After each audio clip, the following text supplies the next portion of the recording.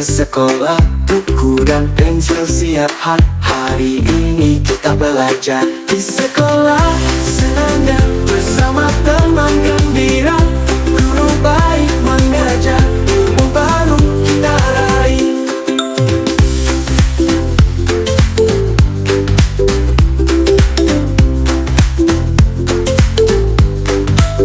Lonceng berbunyi nyaring, saatnya makan siang, bermain di halaman, ceria sepanjang hari. Di sekolah senangnya bersama teman